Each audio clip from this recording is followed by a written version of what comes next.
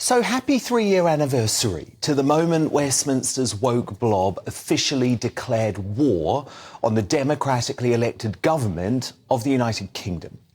So as then Prime Minister Boris Johnson unwisely supported his top advisor Dominic Cummings, the official civil service Twitter account posted this. Arrogant and offensive. Can you imagine having to work with these truth twisters?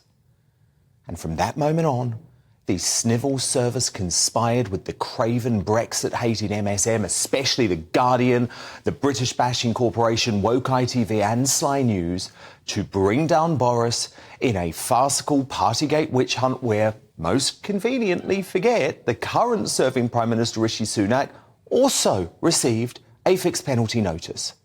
Once they succeeded, it was the turn of Deputy Prime Minister Dominic Raab, thanks to a spurious bullying probe.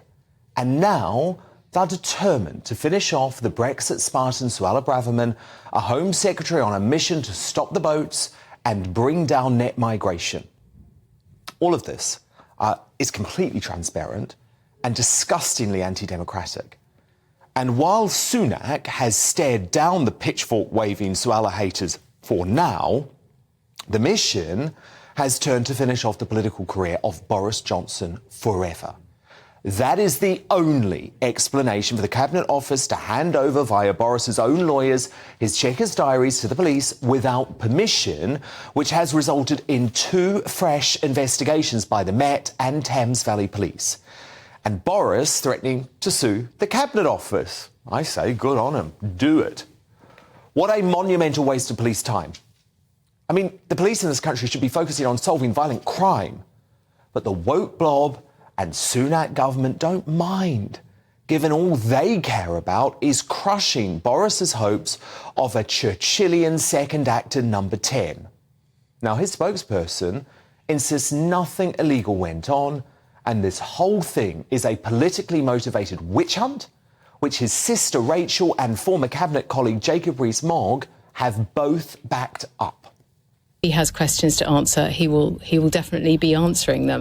As far as I'm aware, all the rules were followed whenever I went to Chequers. There are some people who will never rest until they have hounded Boris further and further. The latest stories are just another example of how those who don't like Boris, mainly because of Brexit, are always looking for something to have a go at him on. It is a supreme non-story. But like clockwork, now the ludicrous Labour Party media cycle continues.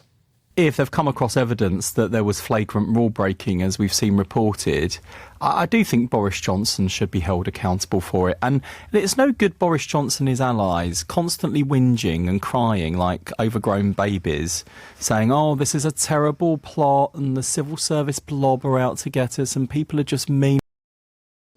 Well, actually, Wes, it is very concerning that an unelected group of civil servants believe they are running the country, believe they have the power to finish political careers and frustrate the manifesto pledges to which the Conservatives were elected on a landslide in 2019. But I know what this is really about. Boris Johnson would beat Keir Starmer's socialist coalition of chaos at the next election. The Labour Party knows it. The Guardian knows it. The Snivel service knows it. They want to make his return impossible. And while that might be good for the Prime Minister, Sunak has to man up here and stop the incessant witch hunts against our Brexiteer leaders before British democracy is destroyed.